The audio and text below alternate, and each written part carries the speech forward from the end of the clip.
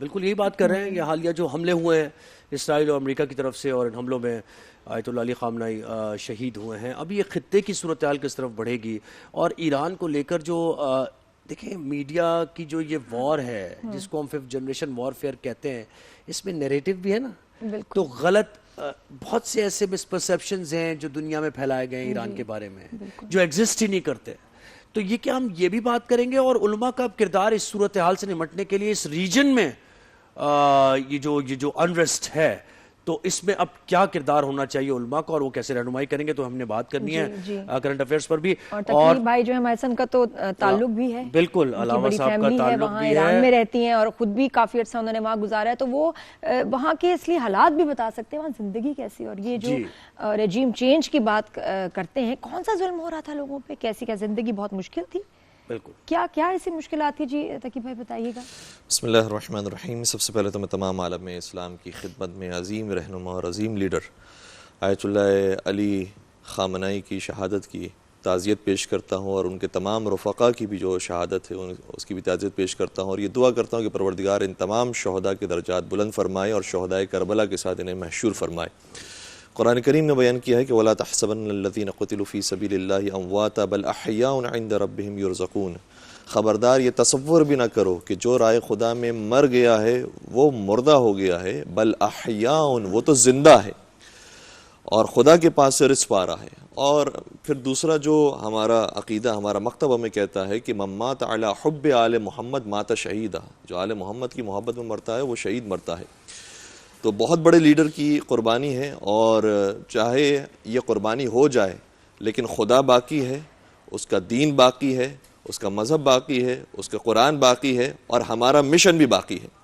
تو اسی مشن کو کہ جس کو اس عظیم رہنما نے قائم کیا تھا، ہماری قوم اسی کو آگے لے کر چلے گی. اور یہ واحد مسلمان لیڈر تھے کہ جنہوں نے اسرائیل اور امریکہ کی آنکھوں میں آنکھیں ڈال کر ان کو جوابات دیے ہیں، اور ایسی شجردار شخصیت تھی کہ جن کے سائے کے اندر آ کر لبنان کے مومنین، فلسطین کے مسلمان، دیگر جو خطے ہیں عراق کے، افغانستان کے تمام خطوں کے اوپر ایک خاص ان کا کرم، ایک مہربانی اور ایک ان کا دست شفقت موجود تھا، کہ جس کے بعد مسلمانوں کو ایک حوصلہ تھا کہ جب تک یہ باقی ہے اور یہ قیادت باقی ہے تو یہ مشن اسی طریقے سے آگے چلتا رہے گا، اور کوئی بھی ہماری طرف میلی نظریں اٹھا کر نہیں دیکھ سکتا. اور اب بھی انشاءاللہ ہمیں یہ توقع ہے کہ ایک شخصیت ضرور بہت بڑا ہمارا قیمتی سرمایہ چلا گیا ہے، لیکن ہمارے پاس شخصیتوں کی کمی نہیں ہے. کسی نے کیا خوب کہا تھا کہ ظلم اب مزید ہو جائے، ہمارا بچہ شہید ہو جائے، ہم حسینی تھے، حسینی ہیں، حسینی ہی رہیں گے، چاہے ساری دنیا یزید ہو جائے. تو یہ مشن تو ابھی تک ہمارا انشاءاللہ قائم و دائم رہے گا.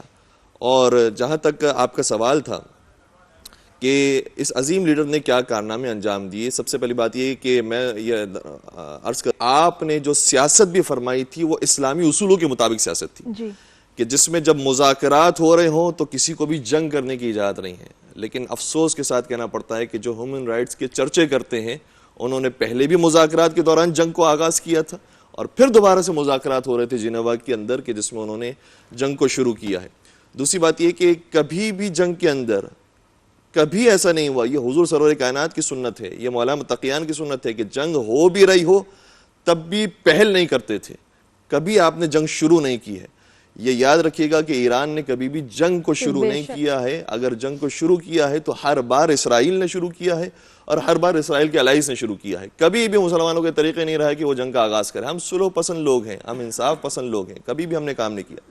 اور دوسری بات یہ کہ جہاں آپ ہیومن رائٹس کے ساتھ ساتھ ایک ویومن رائٹس کا بھی چرچا کرتے ہیں، تو آپ نے اس بار جو دھماکہ کیا ہے وہ لڑکیوں کی اسکول میں کیا ہے. نہ صرف یہ کہ خواتین بلکہ بچیاں جو تعلیم حاصل کر رہی تھی اور کوئی نقصان نہیں پہنچا رہی تھی، بچیاں تھی، کم عمر تھی، ان کے اسکول پر ایسا دھماکہ ہوا ہے کہ جس میں ابھی تک کی اطلاعات کے مطابق 100 شہادتیں تقریباً ہو چکی ہیں. تو یہ ہے آپ کی ہیومن رائٹس کا چرچا، اور یہ ہے آپ کی وومن رائٹس کا چرچا.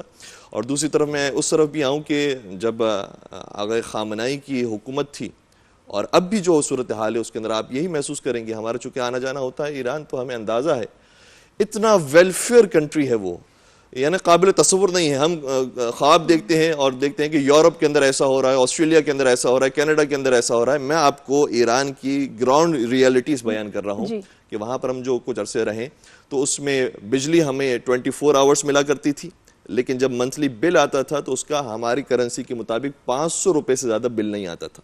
تصور ہو سکتا ہے؟ نہیں. پورے مہینے کا آپ ہر چیز استعمال کیجئے, 24 گھنٹے استعمال کیجئے, لیکن 500 روپے سے زیادہ بجلی کا بل نہیں آتا, 500 روپے سے زیادہ گیس کا بل نہیں آتا, 24 آورز اویلیبل ہے, 500 روپے سے زیادہ پانی کا بل نہیں آتا. امن و امان کی ایسی صورتحال کے جو باہر سے آنے والے زائرین تھے وہ بتاتے ہیں کہ بھائی ہمیں تو پیرس میں بھی ایسا امن و امان نہیں لگتا کہ جیسے تہران اور قم کی گلیوں میں لگتا ہے. تو وہ سیکیورٹی کی لیول, اور ہم نے خود دیکھا اپنی آنکھوں سے کہ وہاں کی جو خواتین ہیں رات میں کبھی وہ ٹرین میں سفر کر رہی ہیں, کبھی بسز میں سفر کر رہی ہیں, رات میں شاپنگ کر رہی ہیں, کوئی کبھی کسی نے کوئی تکلیف نہیں پہنچائی ہے. یہ ان کے امن و امان کی گراؤنڈ ریئلٹیز ہے کہ جو وہاں پر موجود ہے. بتایا تھا جی روٹی جو کام جو غریب رہنا چاہتا ہے اس کو کیا چاہیے؟ ایک تو بجلی چاہیے, پانی چاہیے, گیس چاہیے, باقی کھانے کے لیے روٹی چاہیے. تو روٹی وہاں پر جو ملتی ہے, ہمارے یہاں پر جو روٹی ہے اس کی سائز سے ڈبل سائز ملا کرتی تھی, اور اس کو بھی اگر پاکستانی پیسوں میں کنورٹ کیا جائے تو وہ 5 روپے سے زیادہ کی نہیں.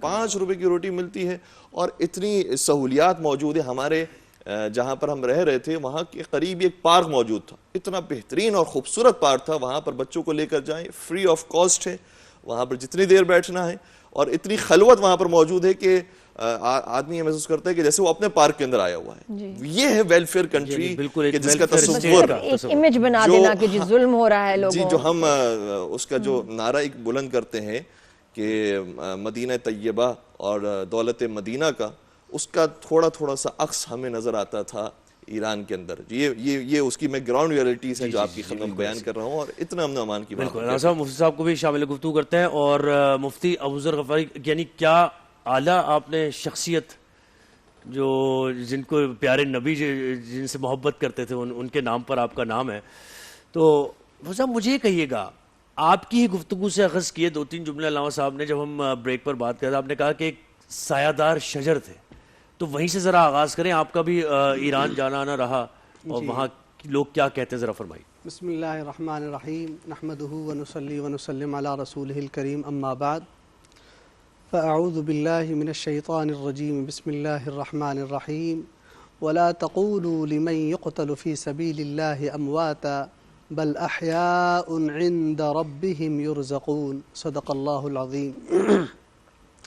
سب سے پہلے یہ جو عظیم سانحہ ارتحال ہوا, عظیم رہبر آیت اللہ علی خامنئی رحمہ اللہ, اللہ کریم ان کے درجات کو بلند فرمائے, اور ان کے متعلقین کو ہم سب اس میں شامل ہیں.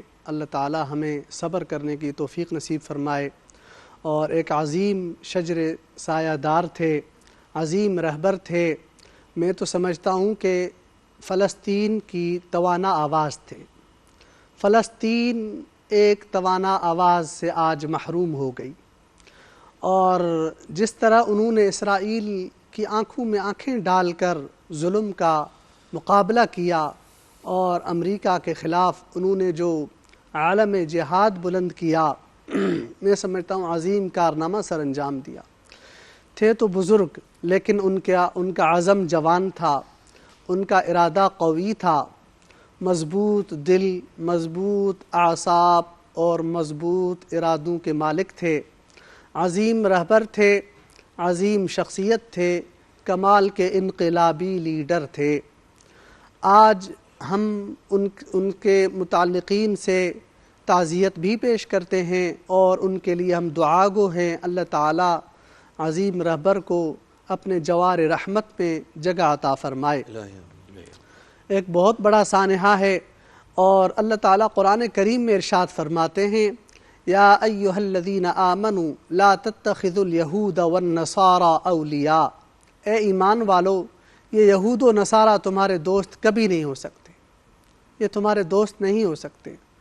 اور آج ہم نے ان کو اپنا دوست سمجھ لیا ہے. یہ ہماری کمظرفی ہے, ہماری اپنی نادانی ہے.